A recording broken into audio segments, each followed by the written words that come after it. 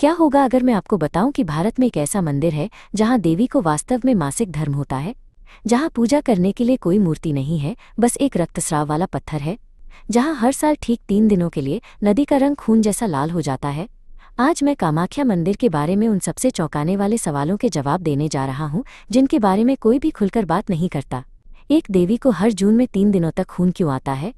वहां कोई मूर्ति क्यों नहीं है, केवल एक चट्टान है जो एक महिला के निजी अंग की तरह दिखती है? एक बंद कमरे में सफेद कपड़ा लाल कैसे हो जाता है जहां कोई भी प्रवेश नहीं कर सकता? 25 लाख लोग मासिक धर्म के रक्त को प्रसाद के रूप में लेने क्यों आते हैं? किस राक्षस राजा ने इस मंदिर का निर्माण किया और वो देवी से प्यार क्यों करता था?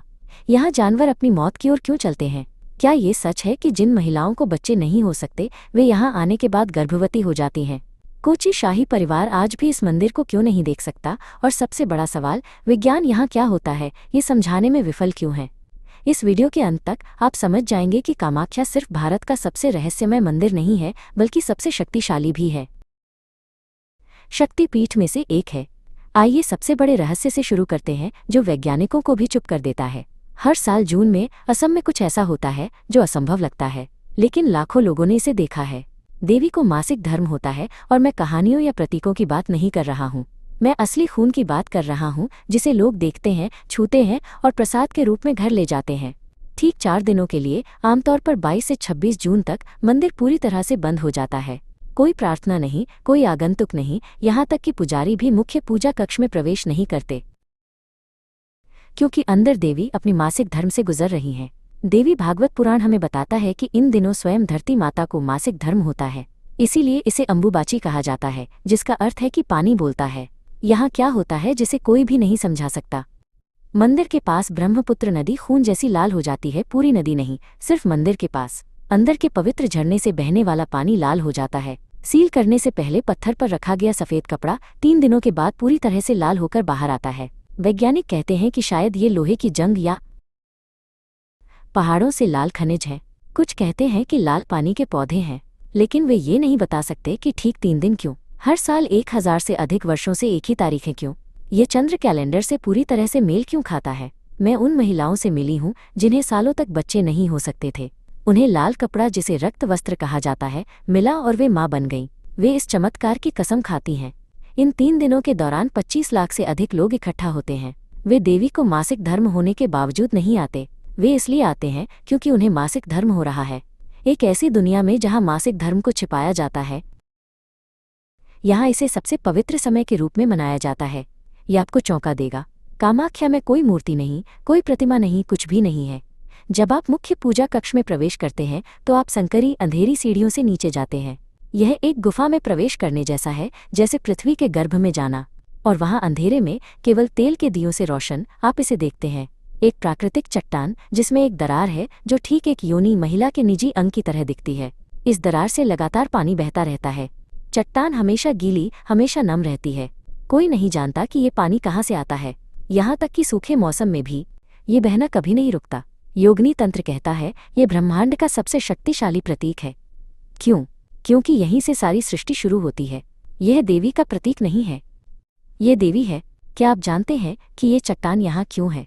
कालिका पुराण हमें बताता है जब सती की मृत्यु हुई तो भगवान शिव ने उनके शरीर को उठाया और तांडव नृत्य किया। ब्रह्मांड टूटने लगा। सृष्टि को बचाने के लिए भगवान विष्णु ने अपने हथियार से उनके शरीर को 51 टुकड़ों में काट दिया। जहाँ प्रत्येक टुकड़ा गिरा, एक शक्तिपीठ का जन्म हुआ। लेकिन कामाख्या सबसे शक्तिशाली है। क्यों? क्योंकि यहाँ सती की योनि गिरी थी, जो सभी जीवन का स्रोत है, स्वयं सृष्टि की शक्ति है। इसीलिए तांत्रिक कहते हैं योनि पूजा के बिना सभी प्रार्थनाएं व्यर्थ हैं। ये एक ऐसा स्थान है जहाँ जीवन शक्ति सबसे मजबूत है, जहाँ उस बहते पानी के माध्यम से हर पल सृष्टि होती है। मुझे आपको लाल पानी के रहस्य के बारे में बताना है जिसे IIT वैज्ञानिक भी पूरी तरह से नहीं समझा सके। ब्रह्मपुत्र को कभी कभी मिट्टी में लोहे के कारण लाल नदी कहा जाता है, ठीक है, लेकिन इसे समझाएं, ये जून में ठीक उन 3 दिनों के लिए स्पष्ट रूप से खून जैसा लाल क्यों हो जाता है? अन्य भारी बारिश के दौरान नहीं, जब अधिक मिट्टी बहनी चाहिए, केवल तब जब देवी को मासिक धर्म होता है। स्थानीय पुजारी ने मुझे कुछ दिलचस्प बताया। वे कहते हैं श्रृंखला मंदिर के अंदर से शुरू होती है। पवित्र कमरे में झरने का पानी पहले लाल हो जाता है, फिर ये नदी में फैल जाता है। एक गुफा के अंदर का पानी बाहर की एक विशाल नदी को कैसे प्रभावित कर सकता है? जो परिवार पीढ़ियों से जा रहे हैं वे इस लाल पानी को बोतलों में इकट्ठा करते हैं। वे इसे पूरे साल दवा के रूप में इस्तेमाल करते हैं। वे इसे घावों पर लगाते हैं। बीमार होने पर वे इसे पीते हैं। वे कसम खाते हैं कि इसमें उपचार शक्तियां हैं। सरकार ने इस पानी का कई बार परीक्षण किया है। कभी कभी उन्हें लोहा मिलता है, कभी कभी नहीं। बनावट बदलती रहती है, लेकिन समय कभी नहीं बदलता। ठीक 3 दिन 1000 से अधिक वर्षों से चंद्र कैलेंडर के अनुसार एक ही तारीखें लिखी हुई हैं। ठीक 3 दिनों के लिए आमतौर पर 22 से 25 जून तक मंदिर पूरी तरह से बंद हो जाता है। यहाँ एक प्रेम कहानी है जो कोई आपको नहीं बताता। कालिका पुराण कहता है इस मंदिर का निर्माण सबसे पहले एक राक्षस राजा नरकासुर ने किया था। एक राक्षस राजा देवी का मंदिर क्यों बनाएगा? क्योंकि वो कामाख्या देवी के प्यार में पागल था। नरका वास्तव में भगवान विष्णु का पुत्र था जब विष्णु ने वराह रूप लिया था, लेकिन वो बुरा और शक्तिशाली हो गया। उसने सभी देवताओं को हरा दिया, लेकिन जब उसने कामाख्या देवी को देखा तो उसे तुरंत प्यार हो गया। उसने उससे शादी करने के लिए कहा। देवी उसकी बुरी प्रकृति को जानती थी, लेकिन सीधे मना नहीं कर सकती थी। इसलिए उसने एक असंभव शर्त रखी, मेरे लिए एक मंदिर, एक तालाब, नदी से इस पहाड़ी की चोटी तक एक पत्थर की सीढ़ी बनाओ, सब कुछ एक ही रात में। यदि तुम सफल होते हो तो मैं तुमसे शादी करूंगी। नरका इतना शक्तिशाली था कि उसने लगभग कर ही लिया था। जैसे ही सुबह करीब आई वो लगभग पूरा कर चुका था। देवी घबरा गई। उसने एक चाल चली। वास्तविक सूर्योदय से पहले एक मुर्गे को बांग देने के लिए कहा। नरका ने सोचा कि सुबह हो गई है और काम रोक दिया। वे अधूरी सीढ़ियां आज भी दरांग जिले में मिकी लॉचपत कहलाती हैं। हजारों वर्षों के बाद भी वे अभी भी खड़ी हैं। सबूत, ये सिर्फ एक कहानी नहीं है। जब गुवाहाटी विश्वविद्यालय के वैज्ञानिकों ने 2003 में कार्बन डेटिंग की तो उन्होंने पाया कि मंदिर का निचला हिस्सा 2200 साल पुराना है। यह इन प्राचीन कहानियों की समय रेखा से मेल खाता है। कालिका पुराण स्पष्ट रूप से कहता है कामाख्या सभी 51 शक्ति पीठों में सबसे शक्तिशाली है। लेकिन क्यों? पहला, क्योंकि यहाँ जो गिरा वो एक योनि थी, सृष्टि का स्रोत। हाथ नहीं, पैर का अंगूठा नहीं, बल्कि वो अंग जो स्वयं जीवन बनाता है।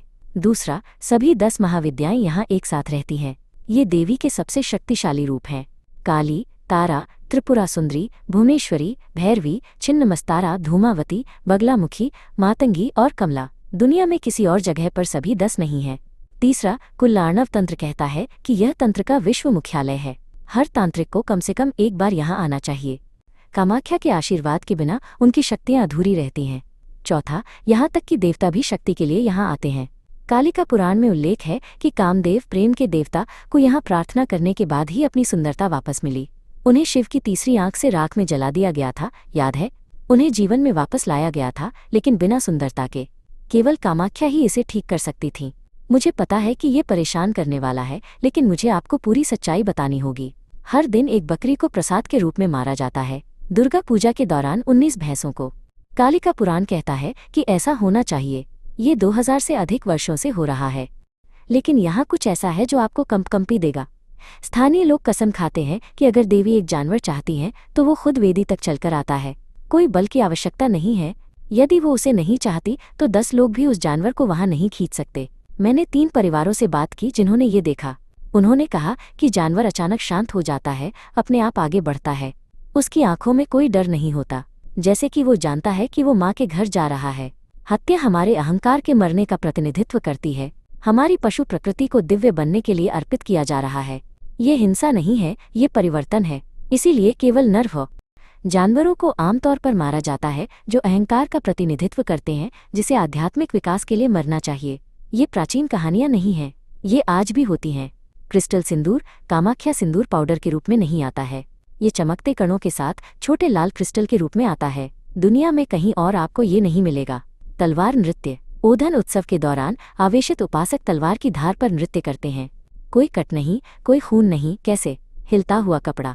लोग इच्छाएं करते समय लाल कपड़े में गांठ बांधते हैं। यदि देवी स्वीकार करती हैं तो गांठ अपने आप खुल जाती है। मैंने इसके वीडियो देखे हैं। गर्भावस्था के चमत्कार। मैं व्यक्तिगत रूप से 4 महिलाओं को जानती हूँ जो सालों तक गर्भवती नहीं हो सकी। मंदिर के झरने का पानी पीने के बाद वे माँ बन गईं। संयोग 4 बार। शाश्वत झरना। वो पानी जो योनि पत्थर से बहता है वो कभी नहीं रुकता, यहाँ तक कि सबसे खराब सूखे मौसम में भी। ये कहाँ से आता है? भूमिगत पानी। तो फिर ये अन्य कुओं की तरह क्यों नहीं सूखता? यहाँ एक 500 साल पुराना श्राप है जो आज भी काम करता है। कोच राजवंश के राजा नरनारायण ने 1565 में इस मंदिर का पुनर्निर्माण किया। उनके पुजारी ने उन्हें बताया कि कामाख्या देवी हर रात मानव रूप लेती हैं और पवित्र कमरे में नृत्य करती हैं। राजा उत्सुक था। उसने झांकने के लिए दीवार में एक छोटा सा छेद बनाया। जब देवी को पता चला तो उनका क्रोध भयानक था। उन्होंने तुरंत उस पुजारी का सिर काट दिया जिसने उनका रहस्य बताया था। फिर उन्होंने पूरे कोच शाही परिवार को श्राप दिया, तुम्हारे बच्चों में से कोई भी कभी भी मेरे मंदिर को नहीं देख पाएगा। आज भी 500 साल बाद कोच वंशज अपने सिर पर छाता रखकर मंदिर के पास से गुजरते हैं। वे आज भी सीधे मंदिर को देखने से डरते हैं। कल्पना कीजिए कि एक श्राप जो 5 शताब्दियों के बाद भी काम करता है। मुझे इस भ्रम को दूर करने दें। पुरुषों को कामाख्या से प्रतिबंधित नहीं किया गया है। पुरुष साल में 362 दिन जा सकते हैं। केवल उन 3 दिनों के अम्बुबाची के दौरान जब देवी को मासिक धर्म होता है, केवल महिला पुजारी ही आंतरिक पवित्र कमरे में सेवा करती हैं। बस इतना ही। लेकिन यहाँ एक अद्भुत बात है। जबकि अधिकांश मंदिर मासिक धर्म के दौरान महिलाओं को प्रतिबंधित करते हैं, कामाख्या देवी के मासिक धर्म का जश्न मनाता है।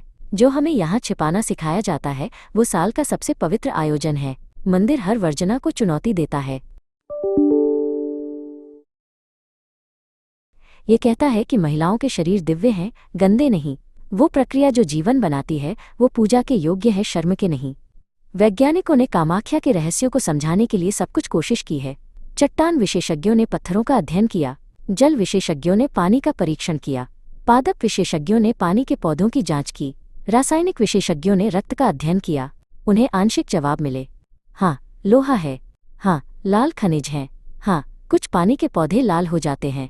लेकिन वे ये नहीं समझा सकते कि ठीक 3 दिन क्यों, 1000 से अधिक वर्षों से एक ही चंद्र तिथियां क्यों, सील किया हुआ कपड़ा लाल कैसे हो जाता है, झरना कभी क्यों नहीं सूखता, जानवर स्वेच्छा से मौत की ओर कैसे चलते हैं। जिन महिलाओं को बच्चे नहीं हो सकते वे यहाँ आने के बाद गर्भवती क्यों हो जाती हैं। शायद कुछ रहस्य विज्ञान द्वारा हल करने के लिए नहीं है। शायद विश्वास वहीं से शुरू होता है जहाँ तर्क समाप्त होता है। क्या आप जानते हैं कि कामाख्या वास्तव में हमें क्या सिखाता है? देवी महात्म्य खूबसूरती से कहता है, देवी सभी प्राणियों में सृष्टि की शक्ति के रूप में मौजूद है। जो खून बहाती है वही जीवन देती है। एक ऐसी दुनिया में जो महिलाओं के शरीर को शर्मिंदा करती है, यहाँ एक मंदिर है जो महिला अंग की पूजा करता है, जो मासिक धर्म का जश्न मनाता है, जो कहता है कि सबसे खूनी प्रक्रिया सबसे पवित्र है। चाहे आप मानते हैं कि देवी सचमुच खून बहाती हैं या सोचते हैं कि ये सिर्फ खनिज है, संदेश अद्भुत रहता है। महिलाओं के शरीर दिव्य है, सृष्टि की प्रक्रिया पवित्र है। जिसे समाज गंदा कहता है वो वास्तव में सभी पवित्रता का स्रोत है। ये रहस्य जो मैंने आज साझा किए वे सिर्फ कहानियां नहीं हैं। लाखों लोगों ने उन्हें देखा है, अनुभव किया है, उनसे बदल गए हैं। कामाख्या सिर्फ एक मंदिर नहीं है, ये एक प्रमाण है कि दिव्य स्त्री शारीरिक स्त्री से अलग नहीं है। देवी अपनी जीव विज्ञान को नहीं छिपाती हैं, वो इसका जश्न मनाती है। यदि इन रहस्यों ने आपको चकित किया तो इस वीडियो को किसी ऐसे व्यक्ति के साथ साझा करें जिसे इसे सुनने की आवश्यकता है। शायद कोई ऐसा व्यक्ति जिसे शर्मिंदा महसूस कराया गया हो, शायद कोई ऐसा व्यक्ति जिसने विश्वास खो दिया हो, शायद कोई ऐसा व्यक्ति जो सोचता है कि भगवान केवल स्वर्ग में है। मुझे टिप्पणियों में बताएं किस रहस्य ने आपको सबसे ज्यादा चौंकाया। क्या आपने कामाख्या में कोई चमत्कार अनुभव किया है? याद रखें, माँ न्याय नहीं करती। चाहे आप समाज के मानकों से शुद्ध हों या गंदे, चाहे आप विश्वास करें या संदेह करें, वो हम सभी के लिए खून बहाती है। वो हम सभी के माध्यम से सृष्टि करती है। जय माँ कामाख्या।